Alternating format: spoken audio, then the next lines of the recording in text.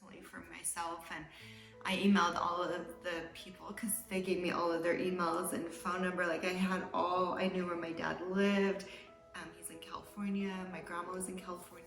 I had all of their information in front of me and I didn't know what to do at this point. So I emailed everybody and I got no response. And I didn't email like, you're my dad, I want to find you. I did my genealogy and you guys came up on my genealogy and I just wanted to find out how we're related. I knew how we were related, but I didn't want to scare them.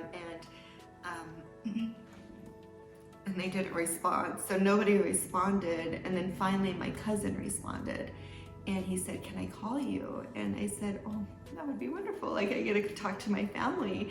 And I talked to him for 2 hours on the phone and he was like, this is the best news. Like, we're so excited to meet you. I'm gonna call your dad's wife and tell her about you. And I'm like, oh, okay, he's gonna do the work for me. And so he called her and he called back and he said, she wants nothing to do with you and they want you to stay away. And you're kind of ruining their family. And so they know about you, but you need to stay away.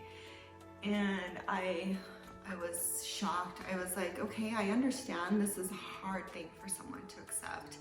And especially when they're married and they have children, and my dad's been married to his wife for 40 years and then I come along. And so I respected that, but then I still kept emailing stuff because I just wanted I wanted my dad to respond and say, yes, I'm your dad, but I'm not ready for this.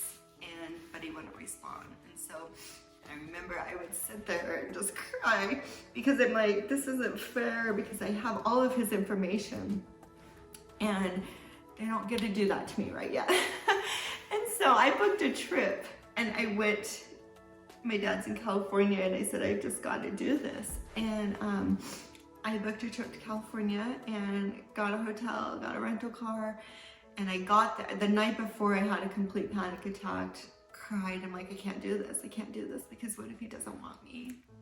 Which is a possibility. Or what if he's not a great guy? Or there's all the what ifs that you hold on to. But I had to complete my journey. And so I flew to California and I couldn't do it when I got there. I just couldn't do it. So we went shopping for hours and I kept walking around thinking, well, what if that's my dad? Because I've never seen a picture of him. I didn't even know what he looked like. And I'm like, what if that guy walking by me is my dad? And so I'm like, I just gotta go do this.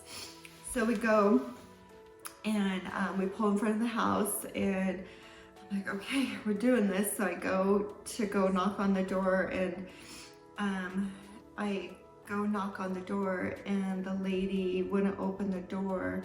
And she said, who is this? And I said, it's Tiffany. And she screamed and yelled at me for about 15 minutes and I was just bawling and she wouldn't open the door and I just said, please open the door.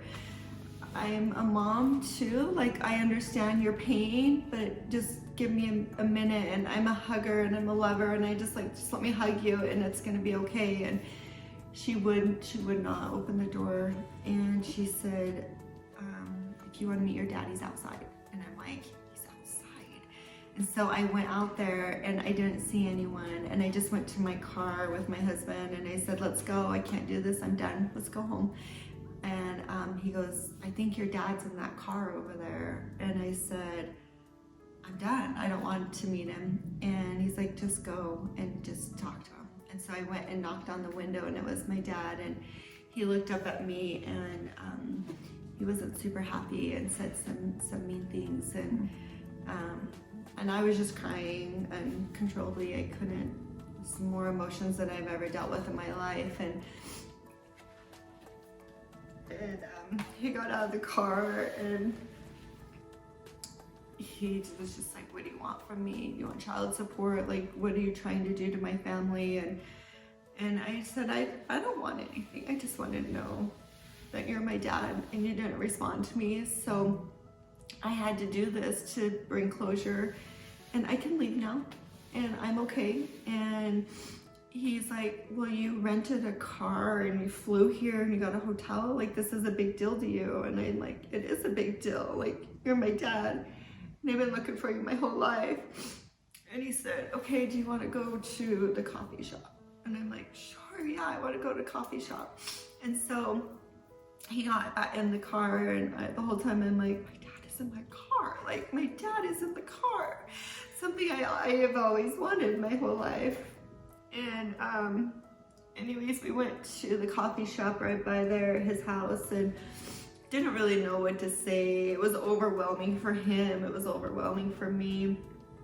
And then I took him back to his house, and he said, I don't know how to do this. I don't know how to have two families, and you probably won't hear from me again. And I need you to stop contacting the family. I need you to go away. And I said, okay. And I went back to the hotel, and I just cried. And